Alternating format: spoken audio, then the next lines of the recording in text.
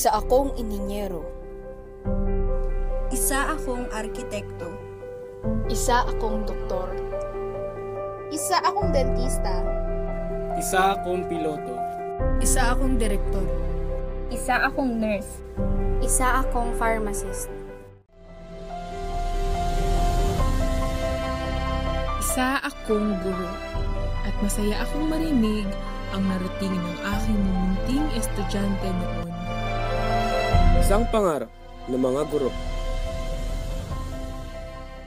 Paalala mula sa Department of Education. A, B, C, D, E, F, G, H, I, J, K, L, M, N, O, P, Q, R, S, T, U, V, W, X, Y, and Z. Sa panahon ngayon, edukasyon na lang may forever. Paalala mula sa Department of Education.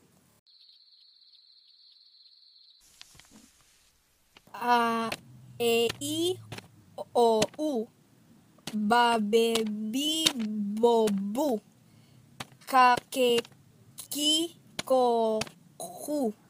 Gagegi, gogu. Ha, hehi, ho, hu. La, leli, lolu. Ayan, Nay. May bago na naman tayong natutunan. Bukas ulit, Nay. Ituturo ko sa'yo yung ituturo sa amin ni teacher.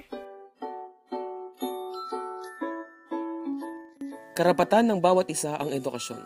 Hindi pa huli ang lahat. Dahil ang edukasyon ay walang pinipiling edad. Paalala mula sa Department of Education. Alam nyo ba, wala kayong mapapanood na teleserye, pelikula, at balita kung wala kaming mga direktor. Hay naku, kung wala kami, wala kayong mga bahay. Arkitekto ata to. Ano ba yung mga trabaho nyo? Kami ngang mga doktor eh. Kaya namin pagalingin yung mga sakit nyo para humaba pa yung buhay nyo. Wala pala kayo sa akin eh. Wala yung trabaho nyo kung wala tong trabaho ko. Ha? Ano bang trabaho mo? Di teacher. Pahalagahan ang iyong mga guro, tulad ng halaga ng tungkulin nila sa pagtupad ng mga pangarap mo. Paalala mula sa Department of Education. Anak, gising na.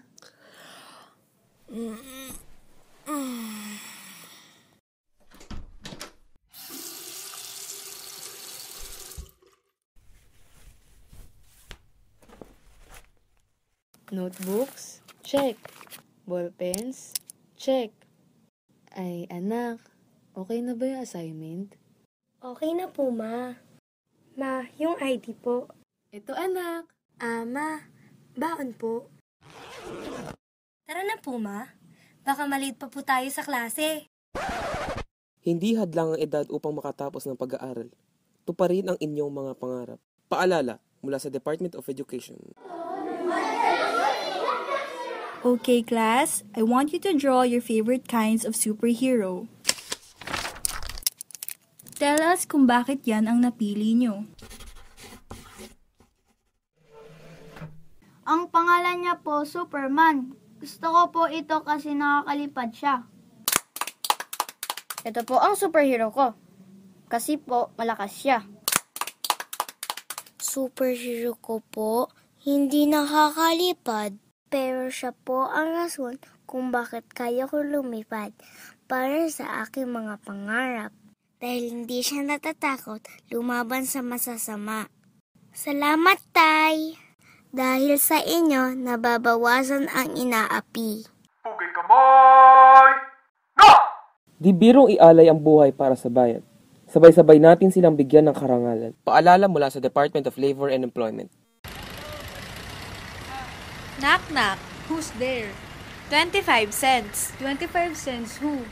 A, B, C, D, E, F, G, H, I, J, K, L, M, N, O, P, Q, R, S, T, U, V, W, X, Y, and Z. Ha?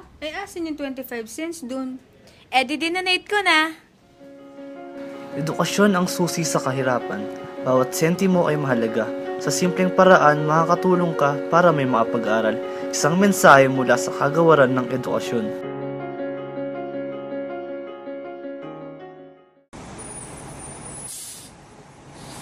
Nanay, tatay, gusto ko mag-aral.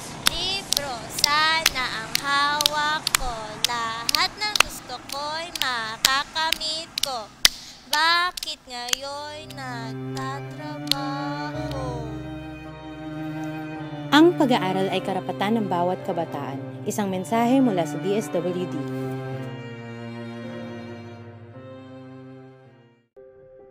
Sana mas binigyan kita ng oras at effort ng mga panahon nandyan ka pa.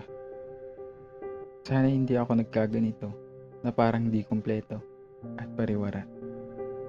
Sana hindi ako nagloko nung panahon na nandyan ka. Sana nandyan ka pa para sa akin.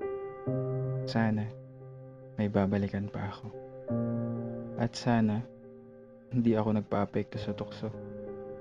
Sana lahat ng sana ko mabigyan ng pagkakataon.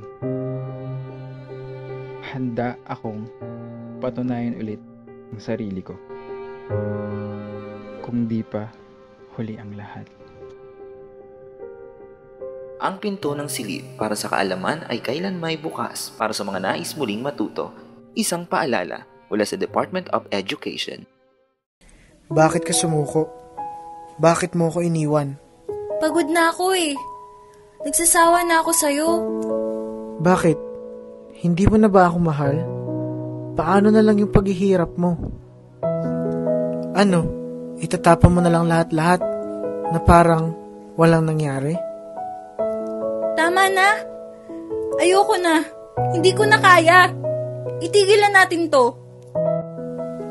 Kung nakakapagsalita lamang ang edukasyon, mas maiintindihan mo at hindi mo gugustuhin itigil ito. Isang paalala mula sa Department of Education.